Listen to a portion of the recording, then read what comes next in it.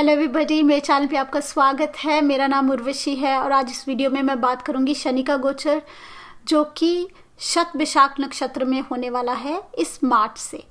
अभी शनि महाराज धनिष्ठा में है, शनि कुंभ में अभी एंटर किए ही हैं और कुंभ राशि यानी कि एक्वेरियस में शनि 2.5 साल रहेंगे।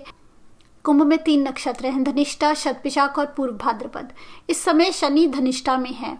वो वीडियो मैं बना चुकी हूँ, आपको उसका लिंक दूंगी, आप देख सकते हो वो वीडियो। और 15 मार्च को शनि जा रहे हैं शतभिषाख नक्षत्र में और 15 मार्च से लेके 6 अप्रैल 2024 तक शनि रहेंगे शतभिषाख में।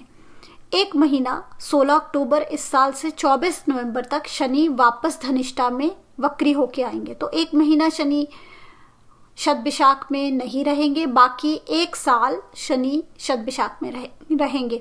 अगले साल 2024 की 4 अक्टूबर को शनि दोबारा शतभिषाख एंटर करेंगे 3 महीने के लिए। 4 अक्टूबर से लेकर 28 दिसंबर 2024 के भी 3 महीने शतभिषाख में रहेंगे शनि।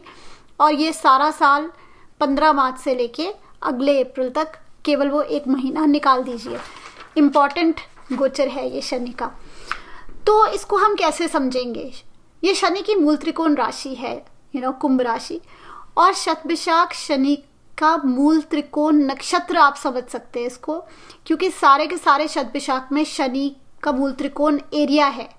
शनि कहीं भी हो वहाँ पे आप लगा लीजिए 6 डिग्री 40 मिनट से लेके 20 डिग्री तक सारा का सारा शनि का मूल त्रिकोण एरिया है। इससे क्या समझ आता है? शनि का नेचर आपको पता ही है, तो उसी तरह से शतभिषाख का सेम नेचर है, सिमिलर है। शनि कर्म दाता हैं, हमारे कर्मों के दाता हैं। जो हम कर्म करते हैं उसका हमें रिजल्ट देते हैं। शतभिषाख भी नक्षत्र इसी चीज का है, हमारे कर्मों का नक्षत्र है। अगर हमारे कर्म अच्छे होंगे हमें अच्छे रिजल्ट मिलेंगे, अगर हमारे कर्म अच्छे नहीं हैं तो अच्छे रिजल्ट नहीं मिलेंगे। अगर आपकी पत्रिका में शतभिषाख पे कोई क्रूर ग्रह बैठे हैं या क्रूर वेदा है, किसी और नक्षत्र से बैठ के कोई ग्रह वेद दे रहा है शतभिषाख पे, तो तब शतभिषाख पीड़ित है, तो हमें कुछ नेगेटिव रिजल्ट्स मिल सकते हैं। लेकिन अगर शतभिषाख पे कोई नेगेटिव इफेक्ट नहीं है और मतलब पॉजिटिव इफेक्ट ही है, और जिस तरह से मैं अभी आपको सभी नक्षत्रों की डिटेल बताऊंगी, अगर ट्रांजिट में भी पॉजिटिव मतलब मैं आपको बताऊंगी तो पॉजिटिव है। अगर शनि ग्रह आपके लिए भी एक बेनिफिक ग्रह है, आपके लगन के हिसाब से आपके लिए एक बेनिफिक ग्रह है, शनि की दशा है, तो आपको बहुत अच्छे रिजल्ट्स मिलेंगे। और अगर शनि ग्रह आपके लिए, शनि देव आपके लिए इतने पॉजिटिव नहीं है, कुछ डिफिकल्ट भावों के भी स्वामी हैं, तो और ट्रांजिट में भी आपको मैं कुछ नेगेटिव बताती हूँ कि नेगेटिव इफेक्ट आ सकता है, तो आपको थोड़े से नेगेटिव रिजल्ट्स भी मिल सकते हैं। लेकिन नेगेटिव पॉजिटिव का क्या मतलब है, क्यों मिलता है? क्योंकि ये हमारे कर्म हैं, हमें कर्मों के फल देते हैं शनि। कर्म हमारे ही हैं, फल भी हमें मिलेंगे। लेकिन हमें आदत होती है कि अब गलती हम करते हैं, रिजल्ट हमें मिलता है, फिर हम नाम दूसरे का लगा देते हैं या कहते हैं मैं अनलकी हूँ, मेरी लाइफ ही खराब है, मेरी किस्मत खराब है, या उसने ऐसे किया, उसने ऐसे किया। अपनी गलती को, अपनी कमज़ोरी को हम समझना, मानना नहीं चाहते, इम्प्रूव नहीं करना चाहते। ऐसे बहुत बार होता है, मैंने देखा, और मैंने इस नक्षत्र में खास तौर पे देखा है।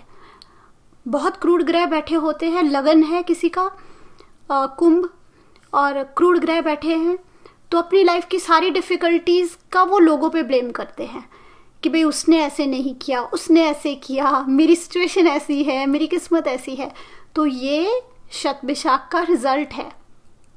अगर शतभिषाख पीड़ित हो, हम सीखने को तैयार ही नहीं होते कि हमारे अंदर ही कमज़ोरी है, हम राइट एक्शन नहीं कर रहे, सही तरफ नहीं जा रहे, हम सीखना ही नहीं चाह रहे। शतभिषाख हमें सिखाता है सही कर्म क्या है। तो अगर आपको कोई नेगेटिव रिजल्ट मिलता है तो आप समझिए कि आपको कुछ सीखना है, और अगर आप सीखते हैं, जितनी जल्दी आप सीखते हैं, ये नक्षत्र सक्सेस का नक्षत्र है, कामयाबी का नक्षत्र है। ये नक्षत्र बहुत ही ऊंचाई तक लेके जा सकता है, क्योंकि शनि के मूल त्रिकोण है और शनि तो कर्मदाता है। लेकिन पहले हमें शनि महाराज सिखाते हैं, अगर हम सीखें और सही रास्ते पे चले तो बहुत ही ऊंचाई तक लेके जा सकता है। ये नक्षत्र हीलिंग का, अगर कोई बीमार है तो हीलिंग के लिए नक्षत्र बहुत अच्छा है। इस नक्षत्र में जब चंद्रमा का गोचर होता है तो उस समय उनको दवाई लेनी चाहिए, दवाई लेनी शुरू करनी चाहिए। कोई भी हीलिंग का प्रोसेस इस नक्षत्र में शुरू करे तो बहुत अच्छा है। लेकिन अगर ये नक्षत्र पीड़ित है तो बीमारी का नक्षत्र भी हो सकता है, तो इस नक्षत्र में आके ऐसी बीमारियां भी लग सकती हैं जो बहुत ही लंबी चले। लेकिन अगर हमें कोई बीमारी लगती है, इसका मतलब है कि वो हमें नेचर कुछ सिखा रहा है, कुछ ऐसी चीजें हमें अपने में चेंज करनी चाहिए। लेकिन अगर हम सीखे ही ना तो हम एक फ्रस्ट्रेशन के साथ ही रहें और हम ब्लेम करते रहे तो हमारी सिचुएशन कभी भी इम्प्रूव नहीं होगी। शनि महाराज हमें हम्बलनेस सिखाते हैं, ह्यूमिलिटी सिखाते हैं, झुकना सिखाते हैं। कई बार हम बहुत ज़्यादा हवा में उड़ते हैं तो कई बार शनि महाराज को हमें नुकसान दिखाने पड़ते हैं, लॉसेस दिखाने पड़ते हैं, ताकि हम हम्बल हों, हमारे पैर ज़मीन पे रहें, हम उड़े ना। तो हम ये मत सोचें कि जो भी कामयाबी है मैंने की है, मेरे कारण है, मैंने इतना किया, मेरी मेहनत है, सब भगवान की देन है। अपना कर्म करते रहें, पर होगा भगवान की मर्जी से जो भी होगा। शनि महाराज हमें ये सिखाना चाहते हैं। अगर हम ये चीज़ें सीखते हैं तो इस नक्षत्र से बेटर नक्षत्र कोई भी नहीं है सक्सेस के लिए, फ्यूचर प्लानिंग के लिए। अगर आप कुछ सॉलिड शुरू करते हैं, फ्यूचर मतलब इस नक्षत्र में ना आप फ्यूचर को समझ सकते हैं कि आगे जाके किस चीज़ का फ़ायदा होगा, किस चीज़ का नुकसान होगा, और आप बहुत ही एक स्ट्रॉन्ग फाउंडेशन अपने लिए ले कर सकते हैं। फ्यूचर के लिए बहुत स्ट्रॉन्ग फाउंडेशन ले कर सकते हैं। ये उस तरह का नक्षत्र है।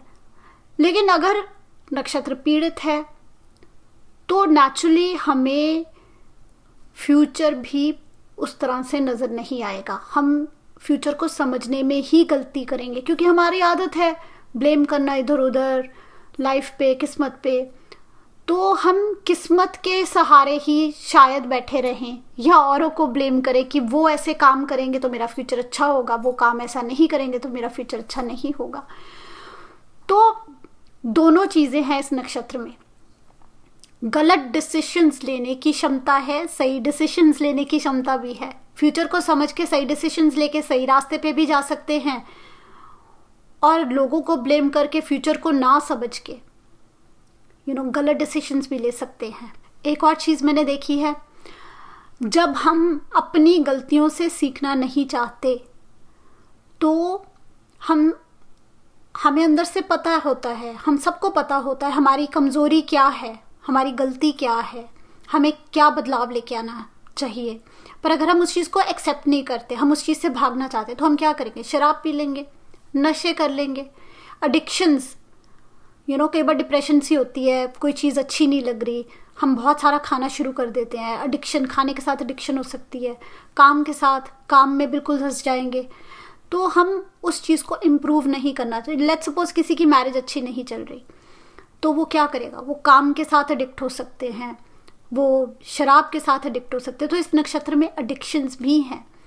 यही मैं आपको बताना चाह रही हूँ कि इस नक्षत्र में आके बहुत इम्पॉर्टेंट है कि हम अपनी प्रॉब्लम को आइडेंटिफाई करें और उस पर वर्क करें, ना कि उससे भागें।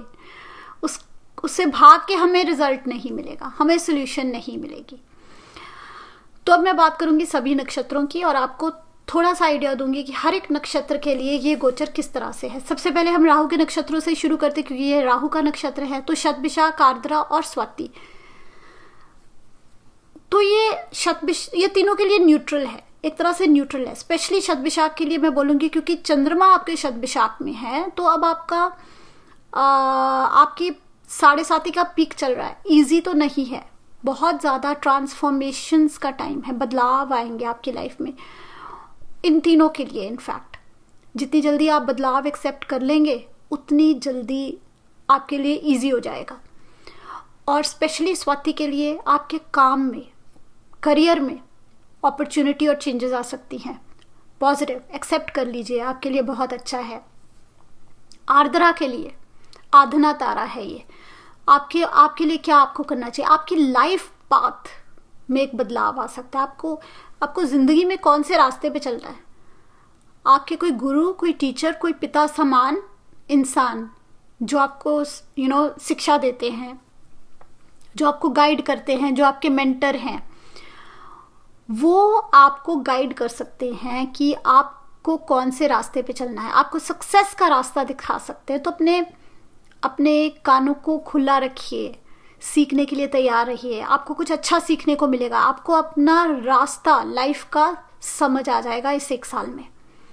फिर बात करेंगे मंगल के नक्षत्र। 3 नक्षत्र हैं, मृगशिरा, चित्रा और धनिष्ठा।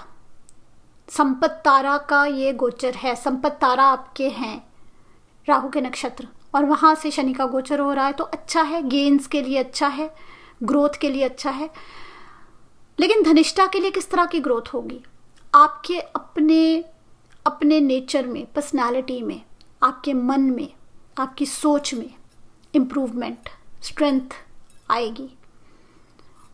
और चित्रा के लिए किस तरह ग्रोथ होगी, आपके करियर की ग्रोथ होगी, प्रोफेशनल ग्रोथ, कुछ ऐसी स्किल्स, कुछ नॉलेज आप ले सकते हैं जिससे आपकी प्रमोशन हो जाए, आपकी ग्रोथ हो जाए। चित्रा के लिए मैरिज की प्रोबेबिलिटी है। ऑफ कोर्स आपके संपत तारा का गोचर है, गोचर बहुत अच्छा है, शादी भी हो सकती है, लेकिन आपकी साइकोलॉजी थोड़ी सी डिस्टर्ब्ड रहेगी। तो तीनों के लिए बहुत अच्छा है, तीनों ही स्टार्स के लिए बहुत अच्छा गोचर है। लेकिन चित्रा के लिए खास तौर पे करियर में, और धनिष्ठा के लिए आपकी पर्सनल लाइफ में, आपकी पर्सनालिटी में ओवरऑल। फिर बात करेंगे चंद्रमा के नक्षत्र, श्रवण, रोहिणी और हस्ता। तीनों के लिए विपत्त तारा है, अच्छा गोचर नहीं है, थोड़ा मुश्किलों वाला गोचर है, आपकी लाइफ में थोड़ी सी मुश्किलें आ सकती हैं। चित्रा के लिए करियर में ऑब्स्टिकल्स आ सकती हैं, करियर में ऑब्स्ट्रक्शंस और मुश्किलें आ सकती हैं। रोहिणी के लिए थोड़ा सा ज़्यादा डिफिकल्ट ट्रांजिट मैं रोहिणी के लिए कहूँगी। रोहिणी के लिए आपके सामने इस तरह के नुकसान हो सकते हैं, इस तरह की ऑब्स्ट्रक्शंस और ऑब्स्टिकल्स आ सकते हैं कि आपका विश्वास थोड़ा सा हिल जाए। तो आपको थोड़ा सा ध्यान रखना है, आप कहाँ पे अपना समय लगा रहे हैं, कहाँ एफर्ट और कहाँ टाइम लगा रहे हैं। तो पॉजिटिव रहिए, जो भी हालात है उससे सीखने की कोशिश कीजिए, क्या सिचुएशन है, और शनि किस घर के स्वामी हैं, ये बहुत इम्पोर्टेंट है। उसके साथ कुछ ना कुछ ऐसे सिचुएशंस बन सकती हैं, कुछ ऑब्स्टिकल्स आ सकते हैं कि आपको थोड़ा सा मुश्किल लगे, तो उसके साथ आप मेजर डिसीजंस मत लीजिए। फिर उसके बाद सूर्य के नक्षत्र। सूर्य के 3 नक्षत्र हैं, कृत्तिका, उत्तर फाल्गुनी, उत्तराषाढ़ा। तीनों के लिए अच्छा है, क्षेम तारा का गोचर है ये। तो उत्तराषाढ़ा के लिए तो ये पर्सनल कंफर्ट, हम कैसे कंफर्टेबल हो सकते हैं, कैसे अपनी लाइफ को कंफर्टेबल कर सकते हैं, कैसे मन से कंफर्टेबल हो सकते हैं। उत्तर फाल्गुनी के लिए करियर में हम स्टेबल और सिक्योर कैसे हो सकते हैं। आप कुछ ऐसे चेंजेस लेके आ सकते हैं, पॉजिटिव चेंजेस, कुछ सीखने को आपको मिल सकता है जिसमें आपको करियर में स्टेबिलिटी मिले और कंफर्ट मिले। ऐसी स्किल्स आप सीख सकते हैं, ऐसी नॉलेज ले सकते हैं जिससे आप स्टेबल हो जाएं करियर में। फिर उसके बाद शुक्र के 3 नक्षत्र, भरणी, पूर्व फाल्गुनी, पूर्वाषाढ़ा। तीनों के लिए प्रत्येक तारा है।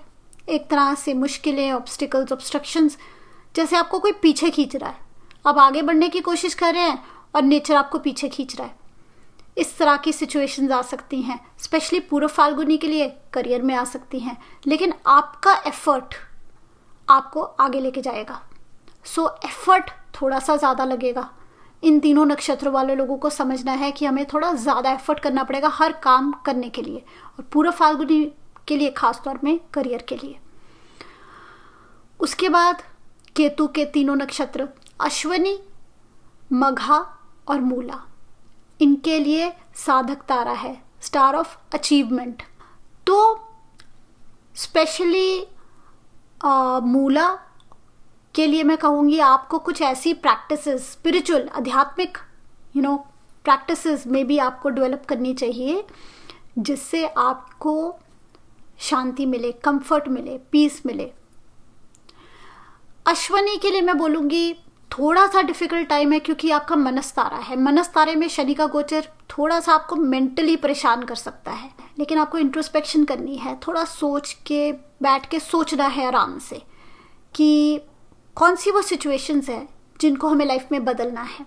ये समय है इंट्रोस्पेक्शन करने का और आप उन चीज़ों पे काम कीजिए तो आपको समझ आ जाएगी आपकी सारी लाइफ में आप सक्सेसफुल कैसे हो सकते हैं। अच्छा है ये गोचर, लेकिन थोड़ा सा अश्वनी को परेशान करेगा क्योंकि मनस है और शनि एक रूखा सूखा सा ग्रह है जो कि आके हमें मन से हमें थोड़ा सा डिटैच्ड कर सकता है। तो उस तरह की आपको वाइब्रेशंस मिल सकती हैं, लेकिन आपको इंट्रोस्पेक्ट ज़रूर करना है। थोड़ी मेडिटेशन कीजिए। अश्वनी वालों के लिए मैं बोलूँगी थोड़ी मेडिटेशन कीजिए। और मघा वाले लोगों के लिए आमतौर पे हमारा एक नेचर होता है और हमें लगता है ये मेरी क्वालिटीज़ हैं और ये दूसरी क्वालिटीज़ हैं, इनके साथ मेरा कोई लेना देना नहीं, मैं इंट्रोवर्ट हूँ, मैं एक्सट्रोवर्ट नहीं हूँ, या मैं इस तरह से, मुझे क्रिएटिविटी नहीं आती, मुझे कुछ क्रिएट करना नहीं आता। जो भी आपको लगता है आप में नहीं है, जो आपकी ऑपोजिशन है, उसको फेस करना पड़ेगा। मघा के लिए उस तरह की सिचुएशन है, अपने ऑपोजिट को फेस करना पड़ेगा। जिस चीज़ से आप भागते हैं उसको फेस करेंगे और सक्सेस पाएंगे। अच्छा समय है मघा के लिए। कई हमारी कमज़ोरियाँ होती हैं जिन पे हम वो चीज़ करना ही नहीं चाहते, हमें लगता है वो चीज़ मेरे में है नहीं, वो आप करेंगे और सक्सेस पाएंगे। अच्छा समय है। फिर आ जाएंगे बुध के तीनों नक्षत्र, रेवती, ज्येष्ठा और अश्लेषा। तीनों के लिए थोड़ा सा इजी समय नहीं है। निधन तारा है, अष्टम भाव वाला रिजल्ट आएगा, बदलाव, चेंजेस। और बदलाव हमें हमेशा डिफिकल्ट लगते हैं, हम बदलाव के साथ लड़ते रहते हैं, हम कहते हैं हमने नहीं एक्सेप्ट करना बदलाव। लेकिन अगर हम बदलाव एक्सेप्ट कर लें, जो हमें नेचर दिखाते हैं कि हमें जिस राह पे जाना चाहिए, अगर हम वो रास्ता पकड़ लें तो बदलाव ईजी हो जाता है। कुछ चीज़ें ख़त्म होंगी, कुछ नई चीज़ें शुरू हो सकती हैं। फिर बात करेंगे शनि के तीनों नक्षत्र, पुष्य, उत्तर भाद्रपद, अनुराधा। आपके मित्र तारे का नक्षत्र, मित्र तारे का गोचर है ये। अच्छा है, आपको सपोर्ट मिलेगा, सोसाइटी का सपोर्ट मिलेगा। जो भी आप काम करेंगे, जहाँ एफर्ट करेंगे, आपके लिए अच्छे रिजल्ट्स आएंगे। लेकिन पुष्य के लिए ये बहुत अच्छा समय है। अब आप देखिए, अश्लेषा और पुष्य दोनों कैंसर में है, कर्क राशि में है, और कुंभ राशि अष्टम भाव की राशि है, तो दोनों के लिए ट्रांसफॉर्मेशंस हैं। लेकिन पुष्य को थोड़े से अच्छे रिजल्ट्स मिलेंगे, बेटर रिजल्ट्स मिलेंगे। जो आपने एफर्ट किया है उसमें सक्सेस, इनकम, गेन्स, जो आपकी मेहनत आपने की है सब तरफ, वो सब इकट्ठा होगा, कल्मिनेशन, उसका रिजल्ट आएगा आपके सामने। तो नक्षत्रों से हमें जो स्पेसिफिक रिजल्ट मिलता है वो हम राशियों से भी ज़्यादा डिटेल में देख सकते हैं। तो अच्छा है, पुष्य के लिए भी बहुत अच्छा है, अनुराधा के लिए भी बहुत अच्छा है, और उत्तर भाद्रपद के लिए भी अच्छा है।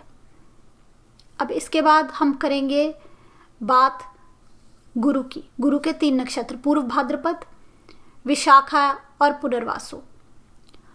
तीनों के लिए बहुत ही अच्छा है। अति मित्र तारा में गोचर है, तो बहुत ज़्यादा आपको सपोर्ट मिलेगा। लोग आउट ऑफ द वे जाके आपकी हेल्प करेंगे, सपोर्ट करेंगे, जिस भी काम में आप अपना समय लगाएंगे। लेकिन पूर्व भाद्रपद के लिए खास तौर पे सक्सेस, स्टेटस, नेम, फेम का ये गोचर है। बहुत अच्छा समय है आपके लिए। इस वीडियो में इतना ही। Thank you for watching. मिलते रहेंगे। अभी के लिए बाय बाय।